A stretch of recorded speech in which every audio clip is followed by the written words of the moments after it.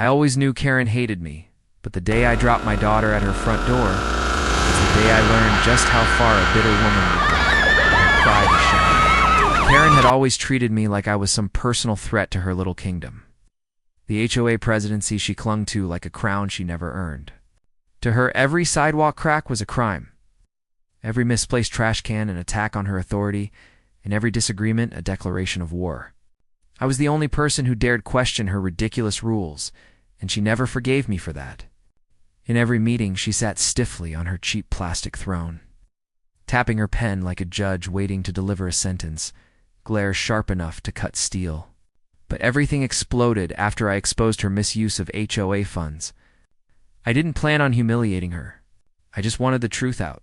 But the moment the projector lit up with receipts showing her spa treatments, restaurant dinners, and salon visits all charged to the HOA, budget her carefully constructed mask cracked wide open. The board stared at her like she was radioactive. She stormed out of that meeting trembling with rage, vowing I'd regret it. I honestly thought it was just another one of her empty threats, the kind she made when someone dared to challenge her imaginary power. But what I didn't know was that humiliation had pushed her over an edge she had already been standing too close to. Days later, her husband Mark called. He sounded tired, like a man who'd been dealing with a hurricane for too long. He said, "Emily missed my daughter Stacy, that the girls had been begging for a playdate." I hesitated, but the thought of punishing two innocent kids for adult drama felt wrong. Stacy's face lit up when I told her. She adored Emily. So that Saturday afternoon, we walked down the quiet street, Stacy skipping in her pink dress and holding her stuffed bunny like it was going on the adventure too. Everything looked normal. The sun was warm, Mark's car was in the driveway, and the neighborhood was calm. But when Karen opened the door, I felt something shift. She wore that tight, stretched smile that looked more painful than polite. She didn't say hello. She didn't even say Emily was inside. She just stared at me with cold, calculated disgust. Then she slammed the door in our faces. Stacy squeezed my hand and whispered, "Daddy, did I do something wrong?" I told her no. I told her everything was fine. I told her a lie. Because seconds later, the door swung open again and, without warning, without a word, Karen raised her hand and unleashed a violent blast of pepper spray directly into both our faces. There was no hesitation, no fear, no accident. It was revenge. Pure, boiling, festering revenge. My eyes burned like they had been set on fire. I stumbled backward, my throat choking, my skin melting. But through the pain, I heard the most terrifying sound a parent can hear. My daughter screaming, "Daddy, it hurts. It hurts." I dropped to my knees, reaching blindly for her, panic tearing through my chest. I heard her crying, coughing, trying to breathe. I tried to shield her, but I couldn't see anything. Karen just stood in the doorway, breathing calm, steady, disturbingly satisfied. She didn't speak. She didn't help. She didn't even flinch as a 7-year-old child writhed in agony on her front steps. Then a door inside slammed open and Mark ran out. "Karen, what did you do?" His voice cracked like he couldn't believe what he was seeing. He rushed toward me, pulling me and Stacy toward the curb, yelling for someone to call 911. Neighbors came running, horrified. Someone shouted, "She sprayed the kid." Oh my God, she sprayed the kid. Mark kept yelling at his wife, but Karen just glared at him like he was the traitor.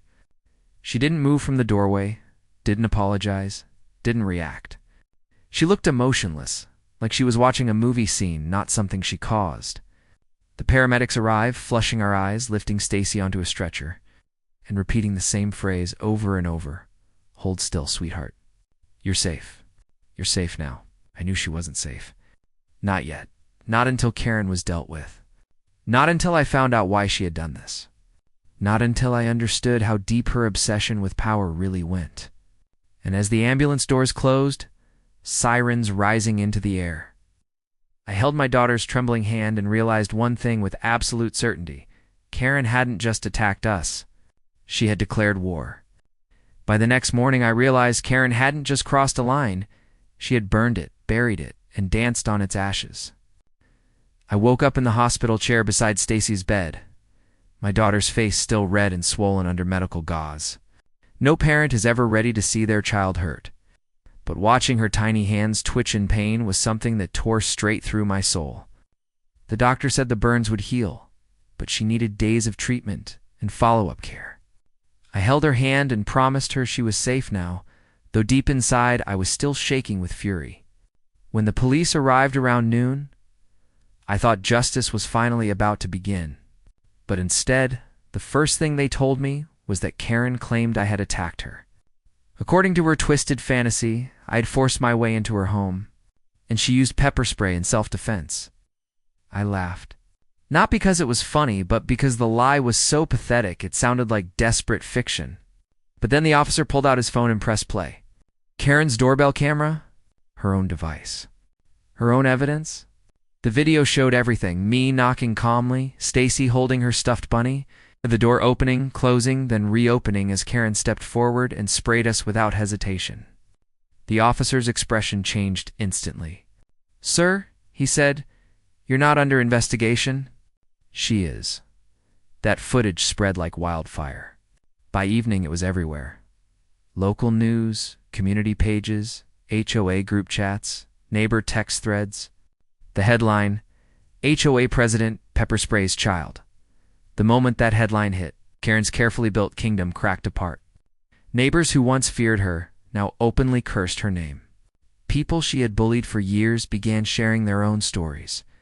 The HOA board members who always nodded along to her orders were suddenly scrambling to distance themselves, acting like they never supported her in the first place. And in the middle of this chaos was Mark, her husband, who showed up to the hospital with tears in his eyes, apologizing over and over. He confessed Karen had been unstable since the meeting where I exposed her. She had been pacing around the house for days, muttering about teaching me a lesson, ranting that I had humiliated her beyond repair. He even said she warned him not to interfere with whatever she was planning. Hearing that chilled me to the bone. She didn't snap. She planned it.